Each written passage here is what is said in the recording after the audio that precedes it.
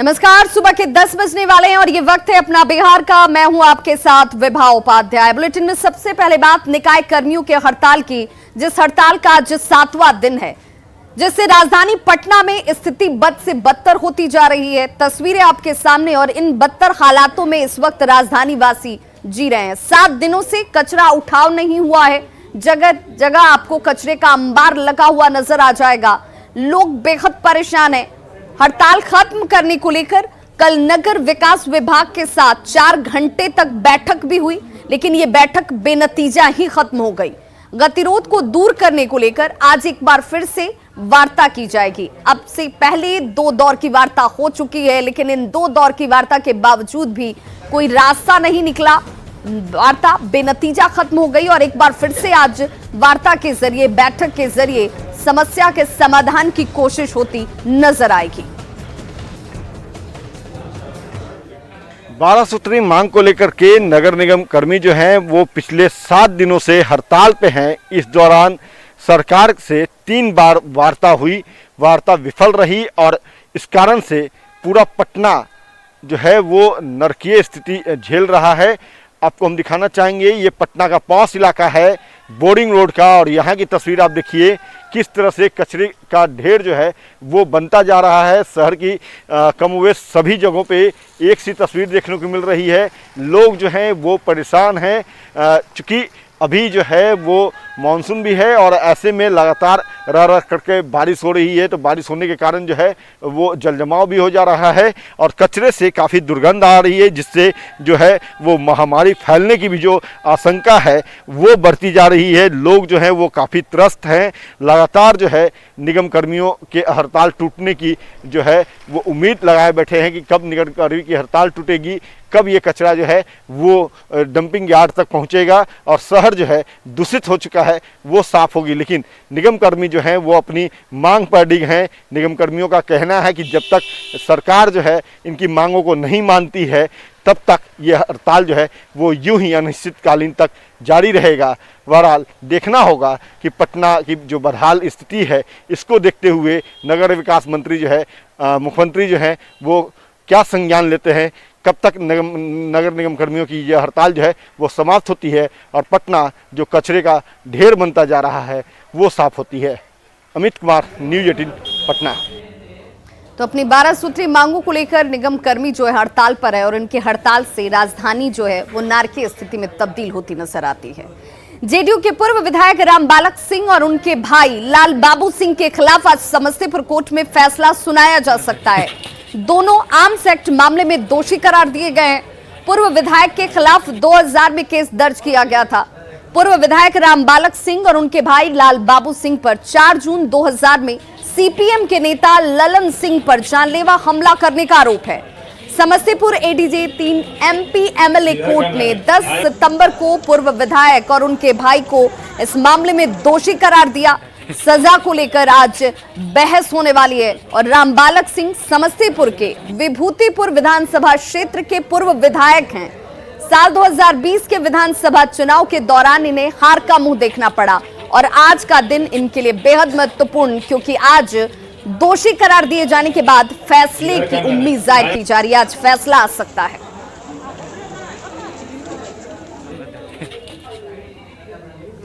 और बात मुख्यमंत्री नीतीश कुमार की, जिनका आज जनता दरबार एक बार फिर से सजता हुआ नजर आएगा, जिसमें सीएम नीतीश कुमार लोगों की समस्याओं को ऑन द स्पॉट सुलझाने की कोशिश करेंगे। साथ ही लोगों की शिकायतों को कैसे दूर किया जाए इसे लेकर जब अधिकारी सामने होंगे तो उन्हें निर्देश दिया जाएगा। जनता दरबार में आने वाले फरियादियों से बातचीत की न्यूज़ 18 संवाददाता अमित कुमार ने। जनता के दरबार में मुख्यमंत्री नीतीश कुमार आज शरीक होंगे और जनता की जो समस्या है, फरियादियों की जो फरियाद है उसे वो सुनेंगे, उसका निवारण जो है वो निकालेंगे। और जनता के दरबार में शरीक होने के लिए कई लोग जो हैं दूर दराज से पटना आए हैं, पटना पहुंचे हैं। अपने हाथों में दस्तावेज ले रखा है, एप्लीकेशन ले रखा है। देखिए यहाँ पे जो लोग हैं वो दूर दराज से आए हैं। मणिपुर जाया गया है, लोग दरोगा को दिए, एसपी के दिए, अंचलाधिकारी के दिए, कोई सुनवाई नहीं। क्या समस्या है? समस्या है कि गांव वाले ने हमारे दुकानदारी था, जूता चप्पल का काम करते थे, उजाड़ दिया लोग। हमारा जमीन था, उस जमीन का अखबार लोग कर लिया है। थाना सामने है। 1 बीघा पर कोई थाना का सुनवाई नहीं है। कितना एप्लीकेशन दिया है तब कोई सुनवाई नहीं। कोई सुनवाई नहीं है।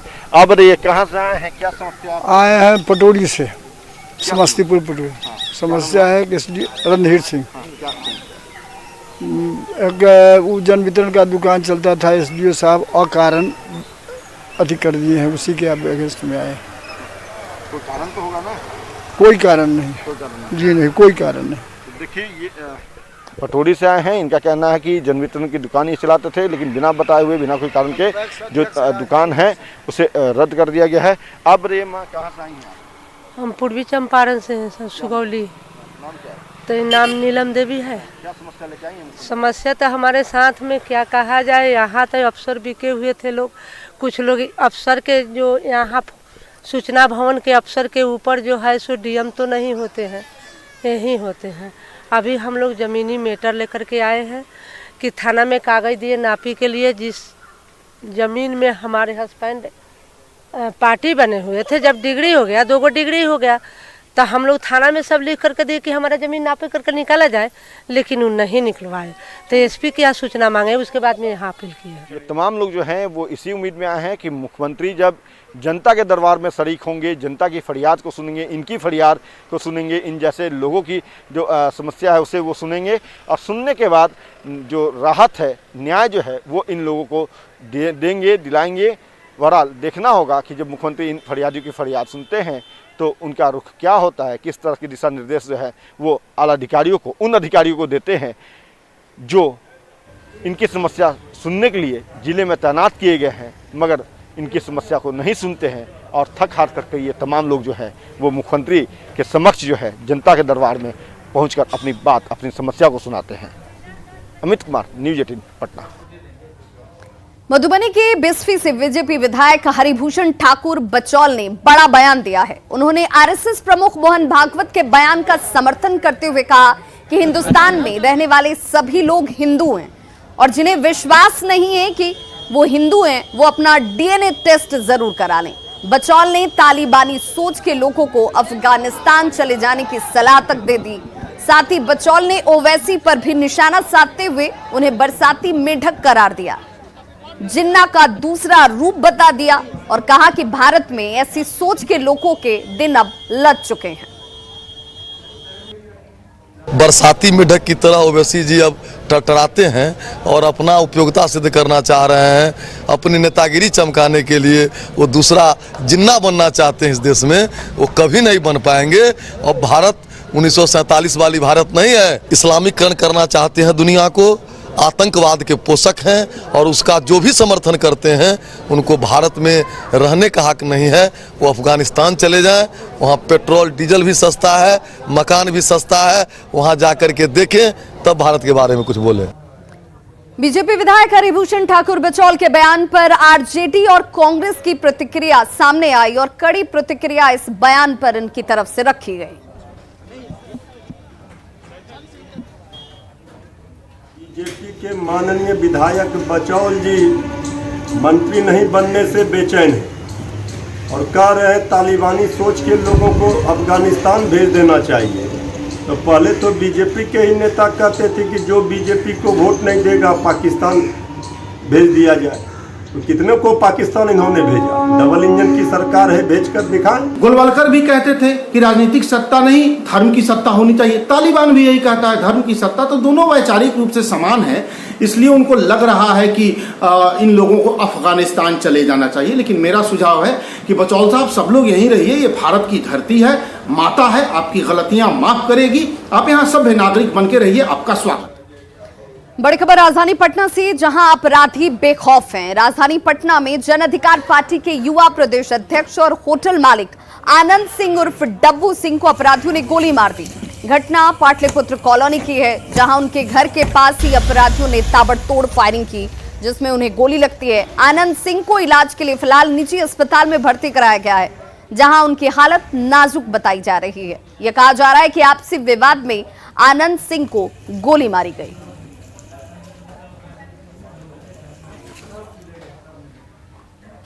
और बड़ी खबर औरंगाबाद से आ रही है। हाईवा और पिकअप वैन के बीच जबरदस्त टक्कर हुई है। हाईवा और पिकअप वैन आपस में टकराए हैं। हादसे में 2 लोगों की मौत हो गई है। 4 पुलिसकर्मी भी इस दौरान जख्मी हुए हैं। सदर अस्पताल में फिलहाल इन जख्मी लोगों का इलाज इस वक्त होता हुआ। NH 139 पर ओबरा थाना इलाके की यह घटना है, जहां हाईवा और पिकअप वैन के बीच जोरदार टक्कर हुई है। हादसे में 2 लोगों की मौत हो गई, जबकि इस दौरान 4 पुलिसकर्मी जख्मी हुए हैं।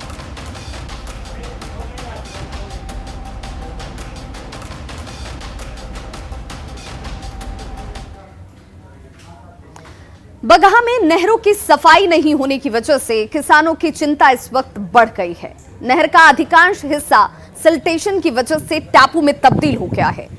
अब जब नहरों में पानी छोड़ा जा रहा है तो बांध टूटने का डर किसानों को सता रहा है। किसानों का यह कहना है कि 1 दशक से इन नहरों की सफाई हुई ही नहीं और यही वजह है कि अधिकांश किसान के खेत तक पानी नहीं पहुंच पा रहा।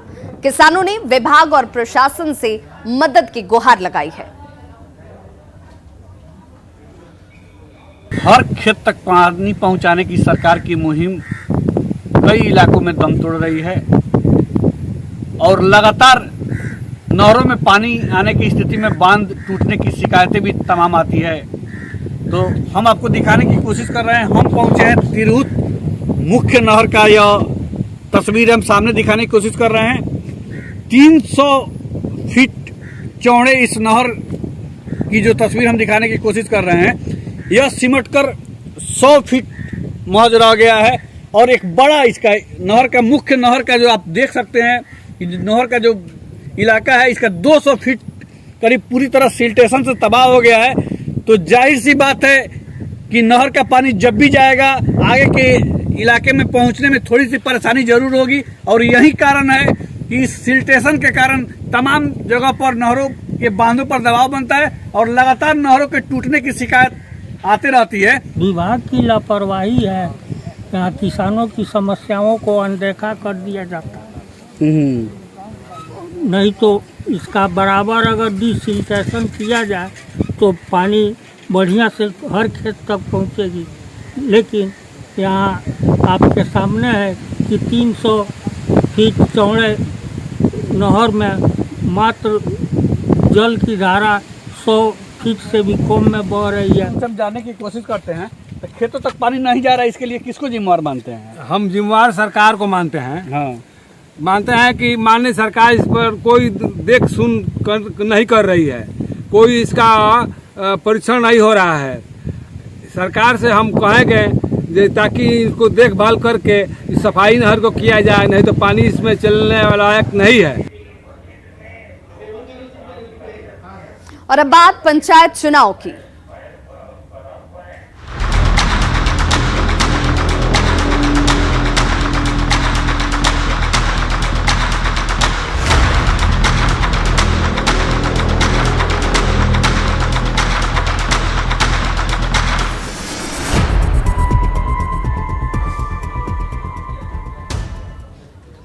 त्रिस्तरीय पंचायत चुनाव के दूसरे फेज के नामांकन का आज आखिरी दिन है। दूसरे चरण में बिहार के 34 जिले के 48 प्रखंडों में चुनाव होने वाले हैं। बिहार निर्वाचन आयोग के बाहर से पूरी जानकारी दे रहे हैं न्यूज़ 18 संवाददाता अमित कुमार। त्रिस्तरीय पंचायत चुनाव के दूसरे फेज के नॉमिनेशन का आज आखिरी दिन है। आज बिहार के 34 जिले के 48 प्रखंडों में जो है वो नॉमिनेशन किया जा रहा है। दूसरे फेज का आज नॉमिनेशन का आखिरी दिन है और बताते चले कि नॉमिनेशन के बाद जो है नामांकन पत्रों की जांच जो है वो शुरू होगी। 18 सितंबर तक जो कैंडिडेट हैं वो अपना नामांकन वापस ले सकेंगे और 18 सितंबर को ही उम्मीदवारों को चुनाव चिन्ह आवंटित कर दिया जाएगा। इस फेज़ के लिए दूसरे चरण के जो चुनाव होने हैं उसके लिए मतदान 29 सितंबर को होगी। तमाम जो मतदाता हैं वो इस दिन जो है 29 सितंबर को अपना मत का इस्तेमाल करेंगे और जो प्रत्याशी हैं उनके लिए वोटिंग करेंगे। तो इसको लेकर के पूरी तैयारी हो चुकी है और मतदान की प्रक्रिया जो है वो सुगम हो, कोविड के जो संक्रमण है उसको भी ध्यान में रखते हुए तैयारियां पूरी कर ली गई है। और आज चूँकि आखिरी दिन है नॉमिनेशन का, तो ऐसे में तमाम जो सुरक्षा व्यवस्था है, नामांकन की जो प्रक्रिया है वो पुख्ता रहे, इसकी तैयारी भी पूरी है। और आज नॉमिनेशन दूसरे फेज का आखिरी दिन है, तो ऐसे में तमाम जो प्रत्याशी हैं जो अब तक अपना नॉमिनेशन नहीं किए हैं वो आज जो नॉमिनेशन सेंटर है वहां जाकर के नॉमिनेशन करेंगे। ऑनलाइन भी नॉमिनेशन की प्रक्रिया रखी गई है, तो ऐसे में तमाम जो प्रत्याशी हैं वो दूसरे फेज के आज अपना जो किस्मत है उसके लिए पहला कदम चुनावी प्रक्रिया के वो बढ़ाएंगे। अमित कुमार, न्यूज़ 18 पटना। और अब बात पमरिया की, जो बच्चों के जन्म पर नाच गाकर परिवार के लोगों को बधाई देते हैं। परिवार में नए सदस्य के आने पर पमरिया कलाकार आते हैं और बच्चों को आशीर्वाद देते हैं। इस मौके पर पमरिया का आना शुभ माना जाता है, लेकिन आधुनिक वक्त में पमरिया कलाकारों की संख्या धीरे धीरे काफी कम होती जा रही है और मिथिलांचल की समृद्ध सांस्कृतिक परंपरा कमजोर पड़ती जा रही है। मधुबनी जिले के दीप गांव में पमरिया कलाकारों की हालत का जायजा लिया न्यूज़ 18 संवाददाता अमित रंजन ने।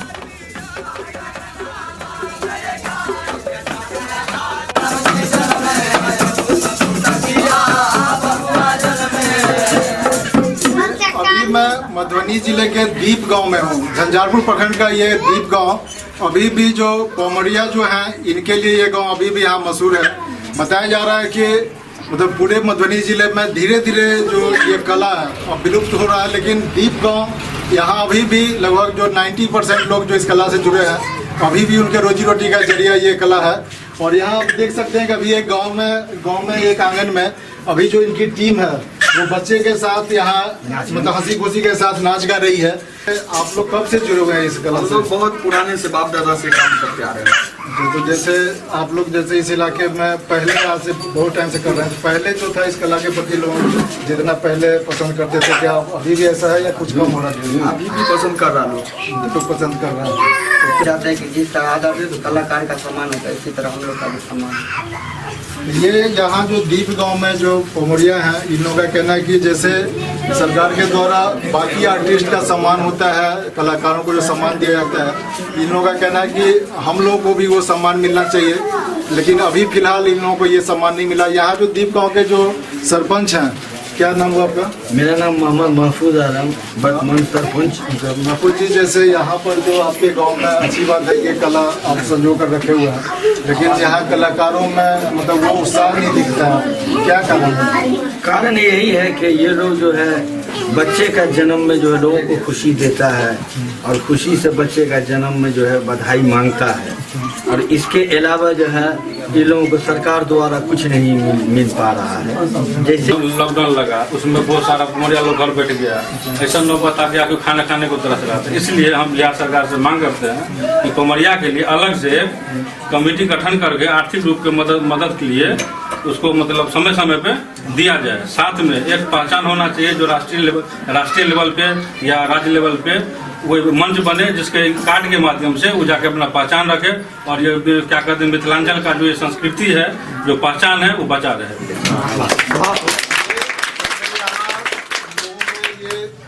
खुशी है कि हमारे यहाँ दीप गांव में हम लोग अपने आर्ट को भी सजो कर रखे हुए हैं, लेकिन साथ में ही लोग यहाँ निराश भी हैं कि सरकारी स्तर पर इस कला को आगे बढ़ाने के लिए या कलाकारों को मतलब सम्मानित करने के लिए अभी तक कुछ ऐसा कोई कदम नहीं उठाया गया है। लोग चाहते हैं कि बाकी कला को जैसे जो सम्मान मिलता है, कलाकारों को जो सम्मान दिया जाता है, पमरिया को भी वो सम्मान मिले। अमित रंजन, न्यूज़ 18 मधुबनी। बेतिया में ग्रामीण इलाकों की प्रतिभा को बढ़ावा देने के मकसद से दंगल प्रतियोगिता आयोजित की गई, जिसमें बड़ी संख्या में लड़कियों ने भी हिस्सा लिया। और खास बात ये रही कि इस प्रतियोगिता में यूपी के भी कई जिलों से आई महिला पहलवानों ने हिस्सा लिया।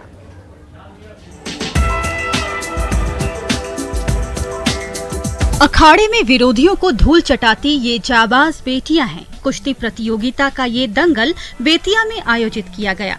मझौलिया प्रखंड के माधोपुर में आयोजित इस प्रतियोगिता में बिहार के कई जिलों के अलावा यूपी से भी कई महिला पहलवानों ने शिरकत की। उत्तर प्रदेश के इलाहाबाद, गोरखपुर, बनारस, बलिया जैसे जिलों की महिला पहलवानों ने अखाड़े में न सिर्फ अपना दम दिखाया बल्कि दंगल में जीत हासिल कर अपनी प्रतिभा का परचम भी लहराया। लड़कियों की हौसला अफजाई के लिए हजारों की संख्या में लोग पहुंचे थे। मैं ये बोलना चाहती हूँ, जैसे हमारे पेरेंट्स हमको सपोर्ट कर रहे हैं वैसे हर गांव के बच्चे उनके पेरेंट्स सपोर्ट करें। इस दौरान किन किन चुनौतियों का सामना करना पड़ता है? जैसे पहले तो हम भी गांव से बिलोंग करते थे तो बहुत कुछ सुनने को मिलता था, अभी जब हम मेडल देने लगे तो सब लोग हमारा सपोर्ट करते हैं। इस दंगल में बहुत दूर दूर से लड़कियां पहलवान आकर इसमें शामिल हुई और ऐसा लग रहा है कि अब हमारे ग्रामीण क्षेत्र में लड़की या लड़कों से कम नहीं, और यह पूरा संदेश मिला इस दंगल से। दरअसल मझौलिया के माधोपुर में दंगल प्रतियोगिता का आयोजन दशकों से होता आ रहा है। पहले पुरुष पहलवान ही हिस्सा लेते थे, लेकिन अब लड़कियां भी बड़ी संख्या में हिस्सा ले रही हैं, जिसके चलते ग्रामीण इलाके की लड़कियां भी खेल के क्षेत्र में अपना दमखम दिखा रही हैं। बच्चियों की खेल प्रतिभा निखारने में उनके माँ बाप भी काफी सहयोग कर रहे हैं। ऐसे में दंगल के क्षेत्र में बेटियां खुलकर अपनी प्रतिभा सामने ला रही हैं। वैसे पश्चिम चंपारण जिले के मझौलिया, योगापट्टी सहित कई इलाकों में रक्षाबंधन के बाद से दुर्गा पूजा के बाद तक दंगल प्रतियोगिता का आयोजन किया जाता रहा है। प्रफुल्ल कुमार, न्यूज़ 18 बेतिया। तो खबरों का सिलसिला लगातार जारी है, आप देखते रहिए न्यूज़ 18 बिहार झारखंड।